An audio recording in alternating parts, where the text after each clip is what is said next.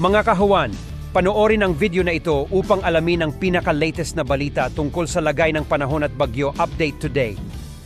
Sa ating latest satellite images, makikita po natin, wala tayong minomonitor na low pressure area sa loob at labas ng Philippine Area of Responsibility, pero inaasahan pa natin magiging maulan ng panahon, partikular na dito sa may silangang bahagi ng Northern at Central Luzon, dulot ng shear line, habang ang easterlies ay magpapaulan din, partikular na sa may silangang bahagi ng Southern Luzon, itong Bicol region, kasama itong Eastern Visayas hanggang sa may bahagi ng Caraga region.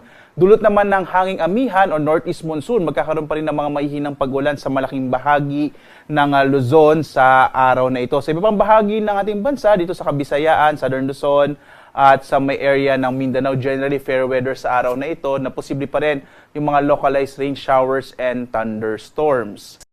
Sa lagay naman ng ating karagatan, dahil nga inaasahan pa rin natin itong paglakas ng amihan, hanggang bukas, posible pa rin magiging maalon. Kaya dahil po dyan may gale warning ngayon na nakataas, partikular na sa may bahagi ng Batanes, at gayon din dito sa may Cagayan, kasama yung Babuyan Islands, Isabela, at hilagang bahagi ng Ilocos Norte. Posibleng madagdagan pa po itong mga areas sa may gale warning sa mga susunod na araw, dahil nga posible po hanggang Lunes or Martes ay malakas pa rin itong northeast monsoon o amihan. Ang iba pang bahagi ng ating bansa ay makararanas naman ng katamtaman hanggang sa kumisay maalon na karagatan. Ang iba pang bahagi dito, lalo na sa may southern part ng ating bansa, sa may Mindanao, Banayad hanggang sa katamtaman naman, ang magiging kondisyon o lagay ng karagatan. Mag-ingat pa rin po, no, lalong-lalo na yung mga maliit sa sakyang pandagat. Dito po sa may area na kung saan may gale warning ay delikado po maglayag yung mga maliit sa sakyang pandagat at malilit na mga bangka sa mga baybayin nga po ng Batanes, Cagayan, Isabela, at hilagang baybayin ng Ilocos Norte. So wag muna pong pumalawot dahil maalon na dulot ng amihan.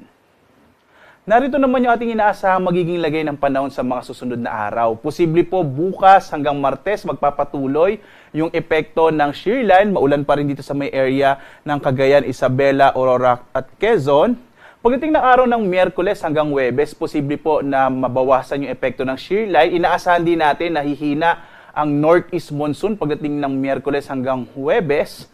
Samantala, base po sa pinakahuling datos sa ating pagdating ng araw ng Miyerkules or Huwebes, posible din po na may mabuong low pressure area. Hindi natin inaalis yung posibilidad. Kung ito man ay magiging bagyo, ay tumutok po kayo sa Pag-asa para sa latest update.